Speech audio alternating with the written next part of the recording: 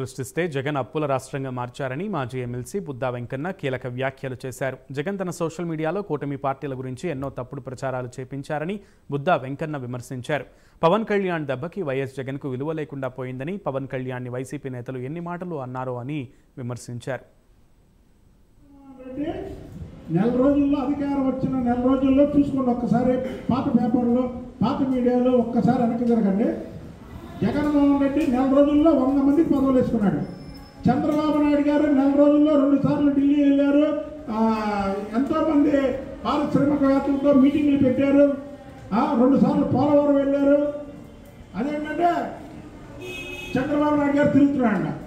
చంద్రబాబు నాయుడు గారు ముఖ్యమంత్రిగా ఉండి ప్రజల మధ్య తిరిగి ప్రజల కోసం ఏం కావాలో వాటి గురించి తిరగకుండా మీ జగన్మోహన్ రెడ్డి లాగా తాడేపల్లి ప్యాలెస్లో ఆడుకోమంటారా, లేక ప్రజల దగ్గరికి వెళ్తే పరదాలు కట్టుకొని వెళ్ళమంటారా? మీరు పిచ్చోళ్ళ మంచోళ్ళ? మీరు పిచ్చోళ్ళ, మీకు మతిపోయింది. మీకు అంటే మీ జగన్మోహన్ రెడ్డి చేసిన పిచ్చి టెస్టులు చంద్రబాబు గారిని చేయమంటారా? సూపర్ 6లో ఉన్న అన్ని పథకాలు కూడా చంద్రబాబు గారు అమలు చేస్తారు. దీన్ని సోషల్ మీడియాలో వచ్చే ఏ మాటలు కూడా ప్రజలు నమ్మవద్దు. ఈ రాష్ట్రం అప్పుల భూమిలో ఉంది. చంద్రబాబు గారు సంపదను సృష్టిస్తే జగన్మోహన్ రెడ్డి నాశనం చేసి రాష్ట్రాన్ని అధోగతి పాలు చేశాడు. కాబట్టి చంద్రబాబు గారు సంపద సృష్టిస్తాడు, ఆ సంపదని పేద ప్రజలకు పంచుతాడు. దాంట్లో రెండో క్వశ్చనే లేదు. మొన్నటి వరకు వయసు వయసు వయసు వయసు అన్నారు కదా చంద్రబాబు గారు. నిజంగానే ఆయనకి 74 ఏళ్ళ వయసు. 74 ఏళ్ళ వయసులో 26 ఏళ్ళ కుర్రోళ్ళ పరిగెడుతున్నాడే. మీ వాడు పరిగెత్తలేదే. గుడివాడ అమర్నాథ్ అంటాడన్నా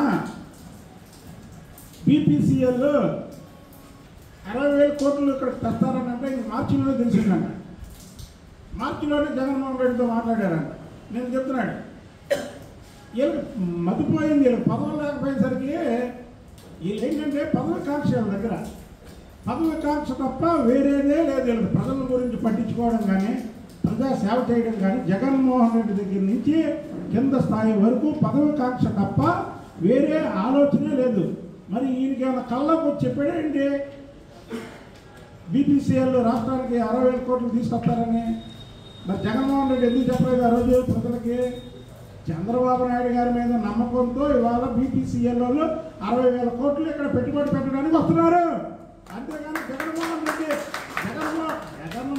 రెడ్డి ముఖ్యమంత్రిగా ఉంటే 60,000 కోట్లు ఇక్కడ పెట్టుబడి పెడితే అందులో మొత్తం 30,000 కోట్లు జగన్మోహన్ రెడ్డి కొట్టేస్తాడు.